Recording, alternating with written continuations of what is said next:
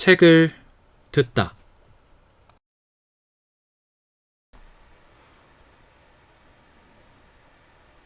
제4장 이불. 이튿날 아침 해뜰녘에 깨어나 보니 퀴케그의 팔이 더없이 다정하게 내 몸 위에 얹혀 있었다. 누가 보았다면 내가 그의 마누라인 줄 알았을 것이다. 이불은 알록달록한 색깔의 작은 네모꼴과 세모꼴 헝겊을 이어붙인 것이었고, 그의 팔에는 끝에서 끝까지 온통 크레타의 미군 같은 형상이 문신으로 새겨져 있었는데, 모든 부분이 저마다 다른 색깔이었다. 이것은 아마 그가 바다에서 불규칙적으로 셔츠 소매를 걷어올려 그때그때의 사정에 따라 팔을 햇볕에 드러내기도 하고 그늘에 두기도 했기 때문일 것이다.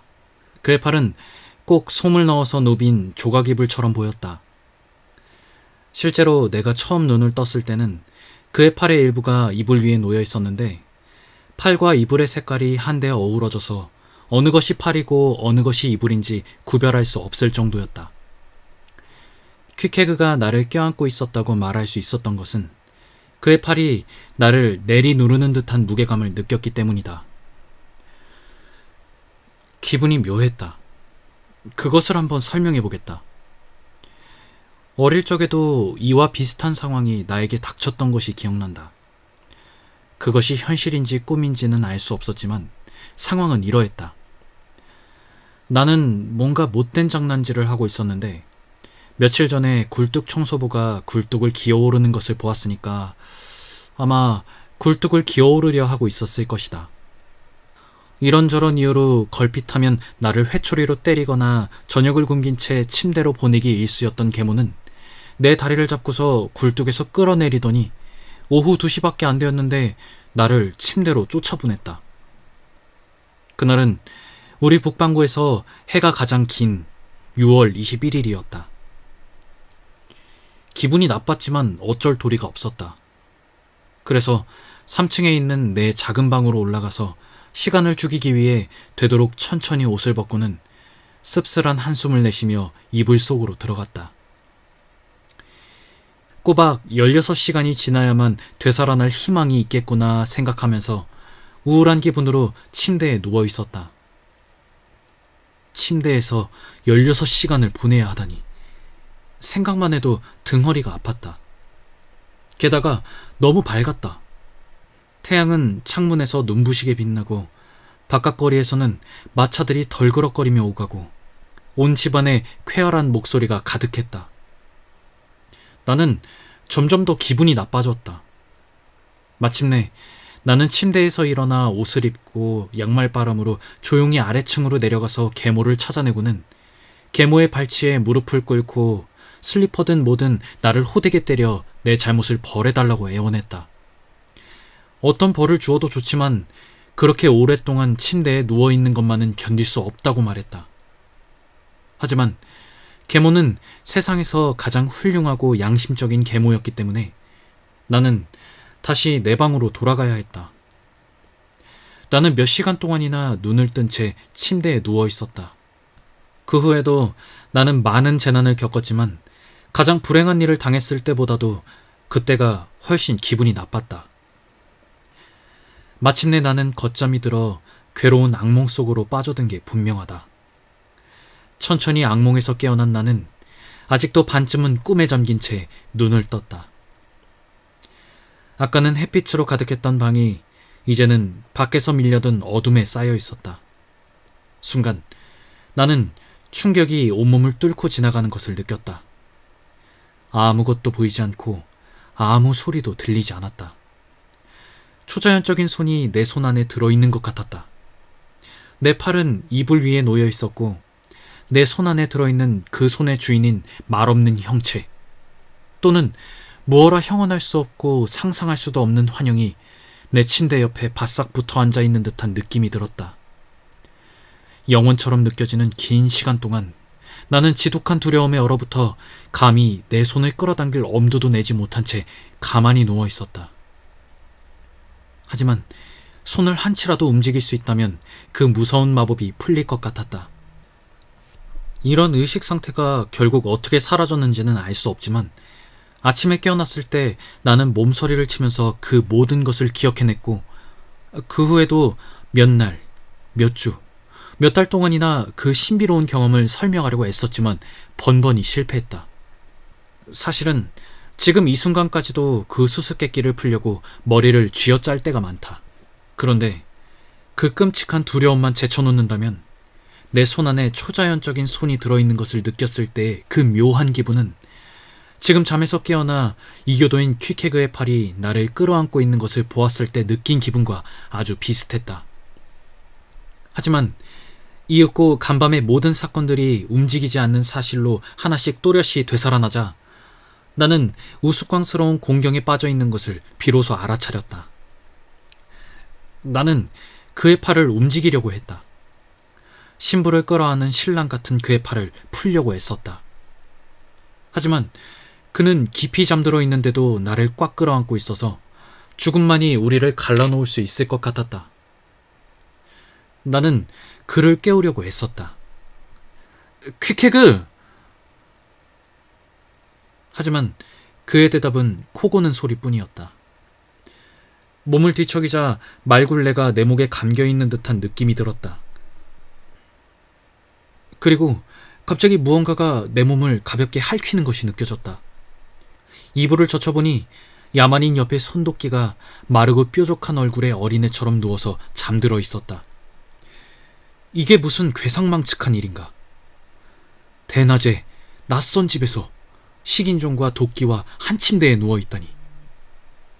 퀵해그, 제발 일어나. 퀵해그. 나는 한참 동안 몸부림을 치고 남자끼리 부부라도 되는 것처럼 다정하게 끌어안는 것이 얼마나 온당치 못한 짓인가에 대해 끊임없이 훈계를 늘어놓은 끝에 마침내 그에게서 끙하는 소리를 끌어내는 데 성공했다. 그는 얼른 제 팔을 끌어당기고 물에서 방금 올라온 뉴펀들랜드종의 개처럼 온몸을 부르르 떤 다음 창자루처럼 뻣뻣하게 침대에 일어나 앉아서 내가 어떻게 자기 침대에 누워있게 되었는지 전혀 기억이 나지 않는 것처럼 눈을 비비고 나를 바라보았지만 나에 대해 무언가를 알고 있다는 어렴풋한 의식이 천천히 그의 머리에 떠오르는 듯 했다. 그러는 동안 나는 이제 심각한 걱정거리가 없어졌기 때문에 조용히 누워서 그를 바라보며 그 기묘한 인간을 자세히 관찰하는 데 열중했다. 이윽고 그는 잠자리 친구가 생긴 것을 체념하고 말하자면 그 사실을 인정하게 된 것 같았다.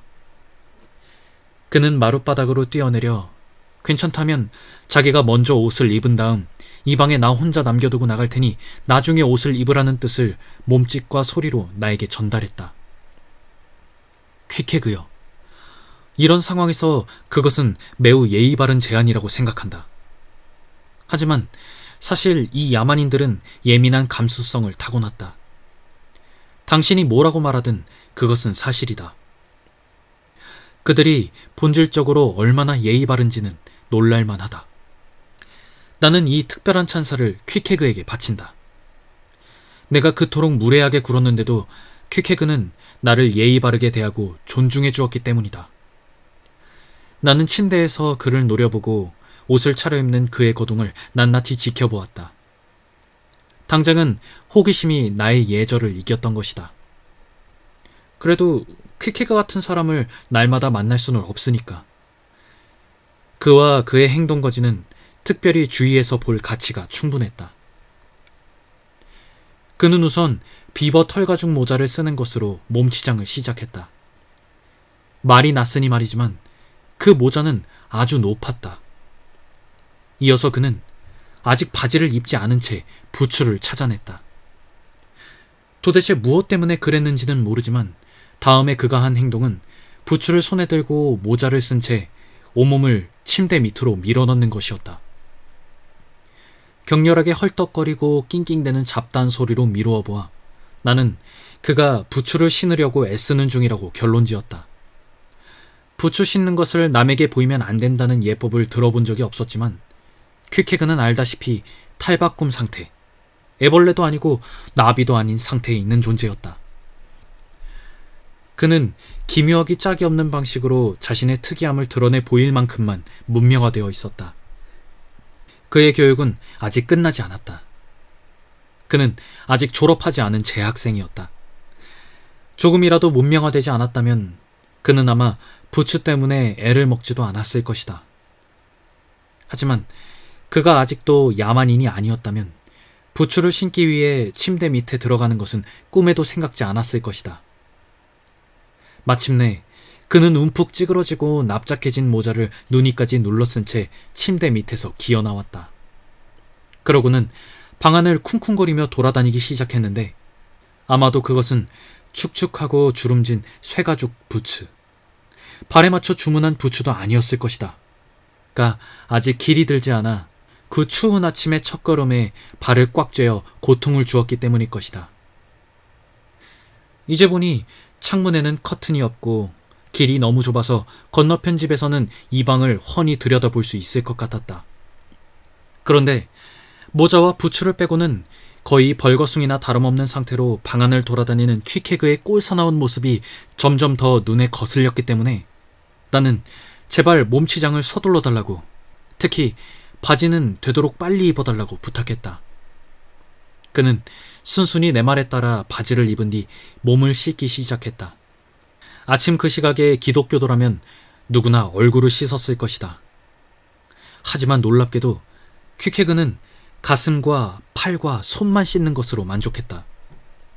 이어서 그는 조끼를 입고 세면대 겸 탁자에 놓인 단단한 비누 한 조각을 집어들어 물속에 담그더니 그 거품을 얼굴에 마구 바르기 시작했다.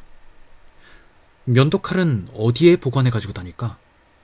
눈여겨보았더니 놀랍게도 그는 침대 모서리에서 작살을 집어들어 나무로 된 기다란 자루를 뽑아버리고 작살의 날을 칼집에서 빼내더니 부추에다 쓱쓱 문질러 날을 벼린 다음 벽에 걸려있는 작은 거울로 성큼성큼 다가가서 기운차게 수염을 밀기 시작했다.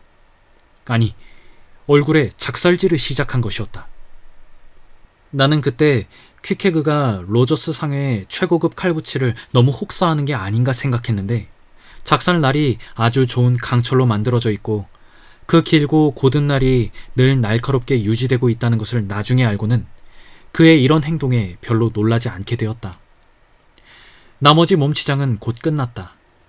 그는 커다란 선원용 재킷으로 몸을 감싸고 작살을 마치 장군의 지휘봉처럼 휘두르면서 자랑스럽게 밖으로 나갔다.